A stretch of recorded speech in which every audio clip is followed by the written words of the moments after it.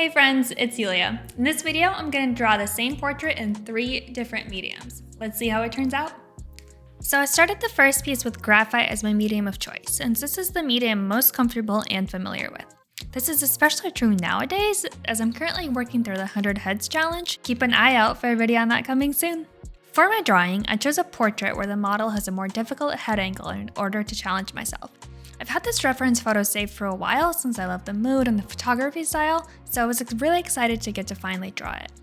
I thought a clean initial sketch was super important for this one to get the anatomy in all the right places.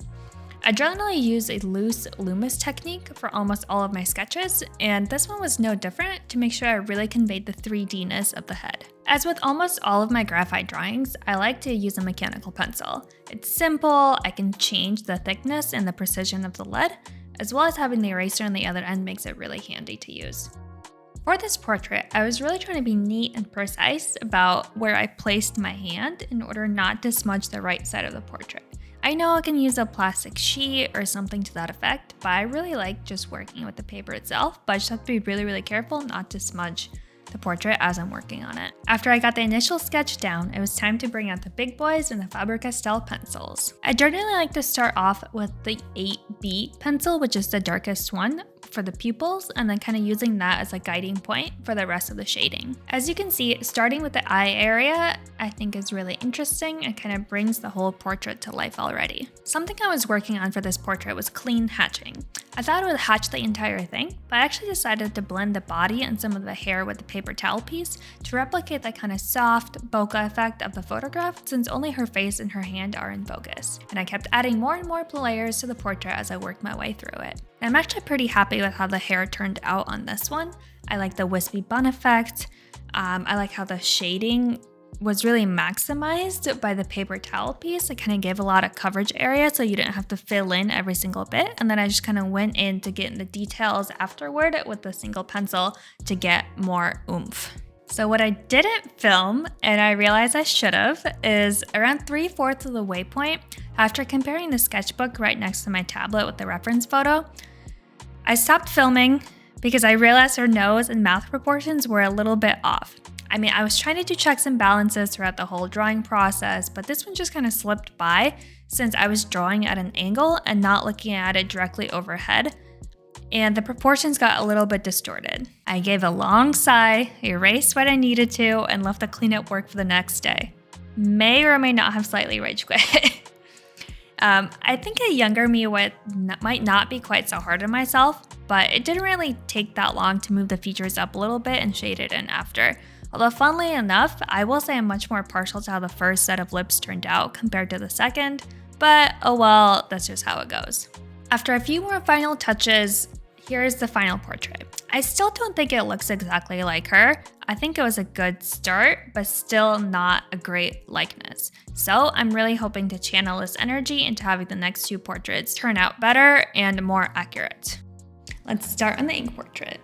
I decided to do pen in the middle as it's the medium I'm not quite as familiar with. We're making a sandwich of mediums here with the least comfortable in the middle. I was actually debating not starting with a pencil sketch at all at first, as in going completely Rambo with a pen, but I ended up with a light sketch to make sure nothing went haywire since, well, ink is pretty unforgiving. I followed a pretty similar process as the graphite while really trying to correct my mistakes from earlier to capture the likeness more accurately. Right away, you can see the ink really pops off the page, even with this .03 pen. Again, I was focusing on clean hatching, nothing super abstract, just kind of a nice, clean, detailed portrait.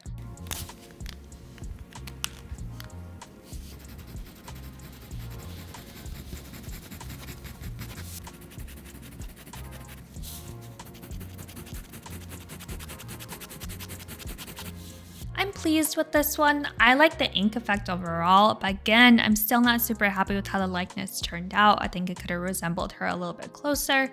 So let's try it with the watercolor. I was determined to get the sketch much better in this 3rd and final iteration. I also decided to use my new Arches watercolor paper for the very first time. I got it all the way back in December in my art supply haul video.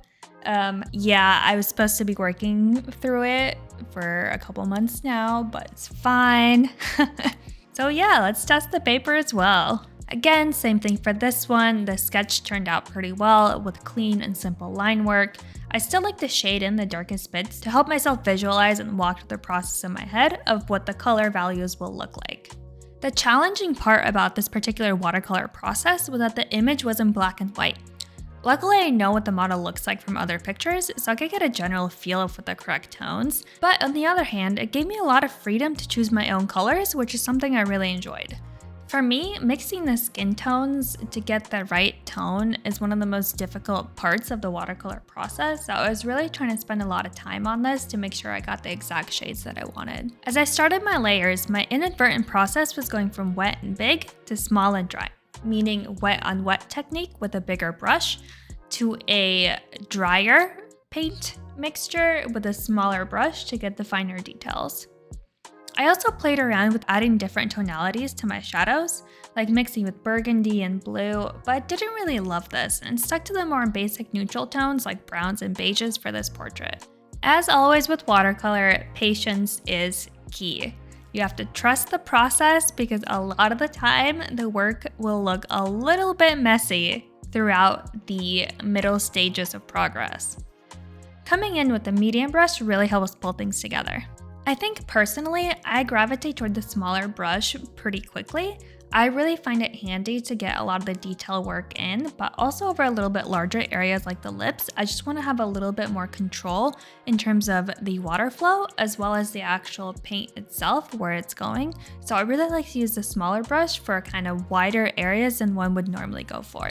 I did the background next. I'm actually very happy with how it turned out. I was going for an abstract, gray, kind of fun pop of color, and the Arches paper held up really well for the wet on wet technique, and I'm pleased with the result. I definitely spent the longest on this portrait, not only because it was painting, but I think because I was really hoping it would turn out well, so I was putting a lot of soul into it. I'd say the time spent are pretty proportional to the length of each segment in the video if you kind of want to use that as a reference. I used a super dry, small brush to come in with the details for the wispies in the hair. Getting close to the end here, I really like to use a white pen, white crayon, and ink to really pop out the highlights and make the whites really bright. More small brush work for small details, like freckles. Yeah, I'm generally happy with how this one turned out, and I think it's definitely my favorite one of the bunch. So here's me getting all three pieces side by side. The watercolor one is definitely my favorite since I think that it looks the most like the reference photo. However, I also spent the most time on it, so that may have something to do with it. This was the first time I've drawn the same artwork more than once, and I definitely now understand why the masters did multiple iterations of the same piece.